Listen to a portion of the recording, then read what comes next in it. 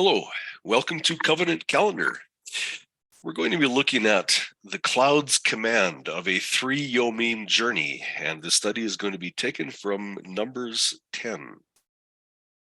Will the cloud's action of rising provide eternal implications upon our lives for observing the way?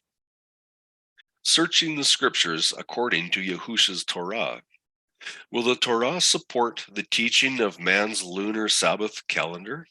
Looking at Numbers 10, verse 11, and it came to be on the 20th day of the second month in the second year that the cloud was taken up from above the dwelling place of the witness. The cloud. What is the significance of the cloud? Let's look at Exodus 13, starting with verse 21. And Yahuah went before them by day in a column of cloud to lead the way, and by night in a column of fire to give them light, so as to go by day and night. The column of cloud did not cease by day, nor the column of fire by night before the people. And the cloud covered the tent of meeting, and the esteem of Yahuah filled the dwelling place. And Moshe was not able to come into the tent of meeting because the cloud dwelt on it, and the esteem of Yahuah filled the dwelling place.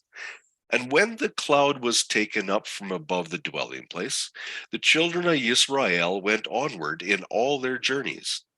But if the cloud was not taken up, then they did not set out till the day that it was taken up. For the cloud of Yahuah was on the dwelling place by day, and fire was on it by night, before the eyes of the house of Israel, in all their journeys. Verse 15. And on the day that the dwelling place was raised up, the cloud covered the dwelling place, the tent of witness. From evening until morning, it was above the dwelling place, like the appearance of fire. Thus it was continually. The cloud covered it by day, and the appearance of fire by night. Verse 17. And whenever the cloud was taken up from above the tent, after that the children of Israel would depart. And in the place where the cloud dwelt, there the children of Israel would camp. At the command of Yahuah, the children of Israel departed, and at the command of Yahuah they camped. They remained camped as long as the cloud dwelt above the dwelling place. Even when the cloud lingered many days above the dwelling place, the children of Israel guarded the charge of Yahuah and did not depart. And so it was, when the cloud was above the dwelling place a few days, according to the command of Yahuah, they camped, and according to the command of Yahuah, they would depart. And so it was, when the cloud dwelt only from evening until morning. When the cloud was taken up in the morning, then they departed, whether by day or by night. Whenever the cloud was taken up, they departed. Whether 2 days or a month or a year that the cloud lingered above the dwelling place, they dwelt upon it. The children of Israel camped and did not depart. But when it was taken up, they departed. Can we discern from whom Israel's authority to journey derived from? Numbers 9:23 is very clear. At the command of Yahuah they camped, and at the command of Yahuah they departed. They guarded the charge of Yahuah at the command of Yahuah by the hand of Moshe. We're going to look at Israel's 3 yom journey, starting here in Numbers 10:33. So they set out from the mountain of Yahuah on a journey of 3 days, and the ark of the covenant of Yahuah went before them for the 3 days' journey to seek out a resting place for them. And there we can look at the Hebrew words to make sure that it's 3 days of journey. There's the words for us to look at quite clearly in the Hebrew. Yisrael's 3 yom journey, verse 11. And it came to be on the 20th day of the second month in the second year that the cloud was taken up from above the dwelling place of the witness. state this one more time. And it came to be on the 20th day of the second month. We need to remember those. And the children of Israel departed, setting out from the wilderness of Sinai, and the cloud dwelt in the wilderness of Paran. Thus they departed the first time, according to the command of Yahuah, by the hand of Moshe. An important consideration here before pressing forward with the 3 cycles of travel. We should recall that Yahuah had tested the Hebrew nation and proven through the Manna Week the 7th-day Sabbath.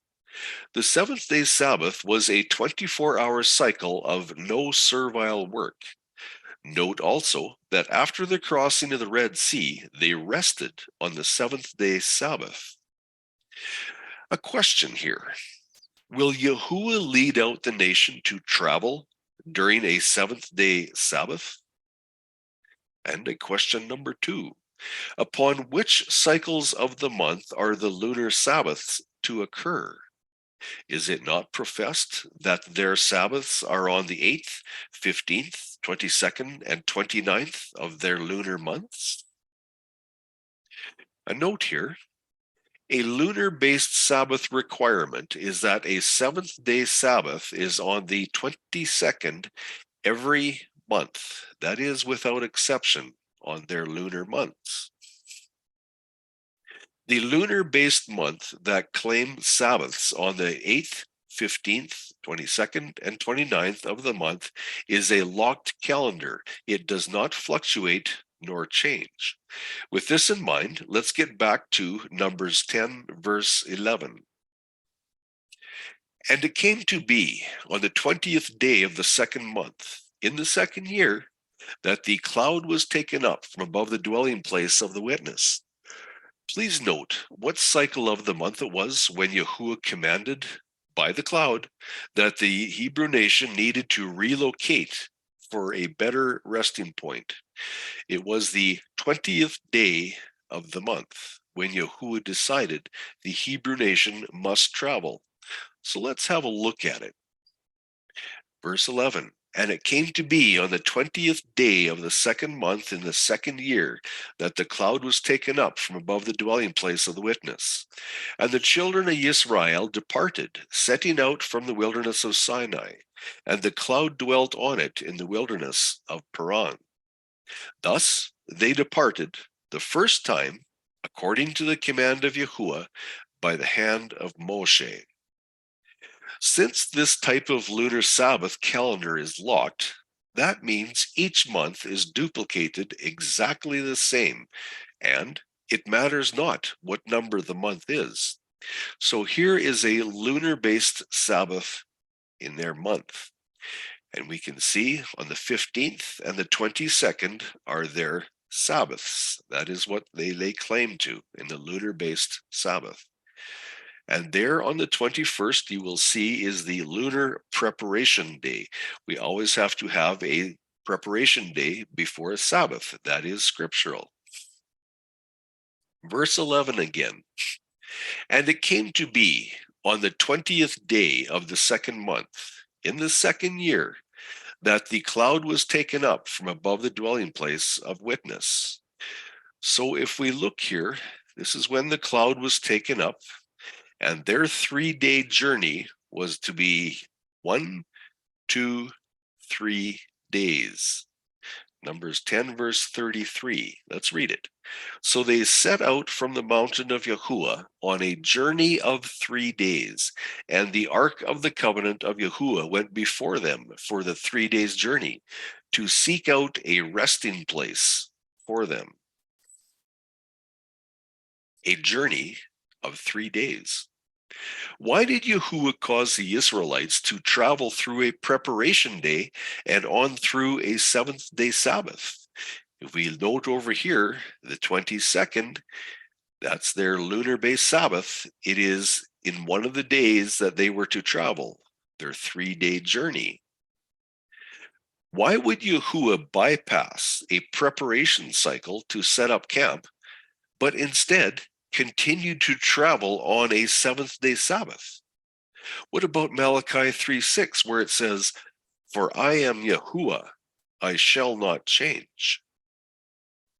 On the man-a-week test, which was the year before, the children of Israel were taught by Yahuah to be prepared on the preparation cycle to facilitate a rest period on the seventh-day Sabbath. Did not Yahuah have the children of Israel prepared through the Red Sea preparation night for salvation? That would be salvation from the Mitzrites, so that at dawn they could rest on the seventh-day Sabbath. We simply cannot forget the command, Exodus 20, verse 8. Remember the Sabbath day to set it apart. 6 days you labor and shall do all your work. But the seventh day is a Sabbath of Yahuah your Elohim. You do not do any work, you, nor your son, nor your daughter, nor your male servant, nor your female servant, nor your cattle, nor your stranger who is within your gates. For in 6 days Yahuah made the heavens and the earth and the sea and all that is in them, and rested the seventh day. Therefore Yahuah blessed the Sabbath day and set it apart.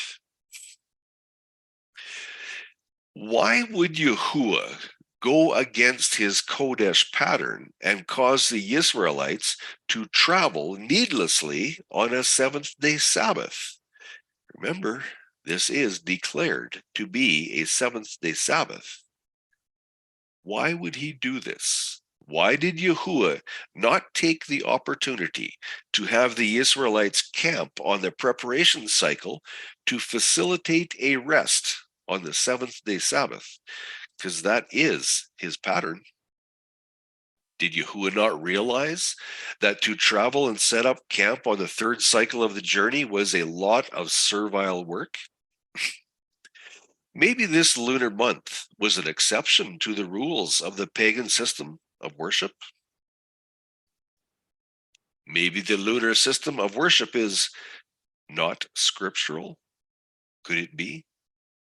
Isaiah 1:14 reads as such, My being hates your new moons and your appointed times. They are a trouble to me. I am weary of bearing them. That's Elohim's message to us. Should we be paying attention? Verse 15. And when you spread out your hands, I hide my eyes from you. Even though you make many prayers, I do not hear. Your hands have become filled with blood. Wash yourselves, make yourselves clean, put away the evil of your doings from before my eyes. Stop doing evil. That's not a suggestion. That is a command. That's at the time where the Israelites were heavy into the system of worship guided by the moon. Continuing on here. On the blood-ratified covenant calendar, what cycle of the week did the cloud of Yahuah lift? We look here, it's the 20th. What could the eternal implications be depending upon which cycle of the week this 20th of the second month was? The when of Yahuah's cloud. So this is the second year, and it's the first month in the wilderness. If we look up here on the seventh-day Sabbath, the tabernacle was raised here for the first time. On the seventh-day Sabbath, it was raised in the second year, the first day of the first month in the wilderness. And here is the second month in the wilderness. Numbers 10, verse 11. Yahuah lifted the cloud on this Shabbat, on the 20th of the month. This is the 20th of the second month. This is where he lifted the cloud. Again, the second year in the second month. Numbers 10, verse 11. And it came to be on the 20th day of the second month in the second year that the cloud was taken up from above the dwelling place of the witness. So they set out from the mountain of Yahuah on a journey of 3 days, and the ark of the covenant of Yahuah went before them for the 3 days' journey to seek out a resting place for them. Yahuah's cloud, the sign. The cloud was lifted, signaling their first journey.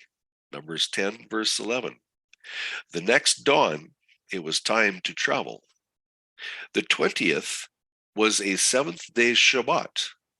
The next dawn begins the new week. So we're going to review man's lunar Sabbath. Again, the second year of the second month. Did Yahuah cause his people to journey on the lunar Sabbath? What about the Manna Week theology of no servile work on the Shabbat? Does it become null and void now? Is this another exception? The intent was to find a resting place. Did the rest come in the midst of the three-cycle journey? Does the word journey have the same meaning as rest or Shabbat? No, it does not. Was it actually only a two-cycle journey with a rest in between? No, the Hebrew word translated as rest in this verse is manucha, a resting place, not a rest as in a Shabbat. The people of the Hebrew nation were journeying on a normal week cycle, the 22nd of the second month. And here an interesting note. The Hebrew nation were not observing a second Passover and unleavened bread feast Shabbat. They were traveling. Did the Torah give clarity? Let's remember to keep our understanding for Yahusha's covenant calendar grounded in the roots of the Torah. Thank you for your time. I hope you enjoyed this study. If you have questions or comments about this teaching, please contact me, Timothy Asselford, at tim@studythecalendar.com. Thank you. Shalom.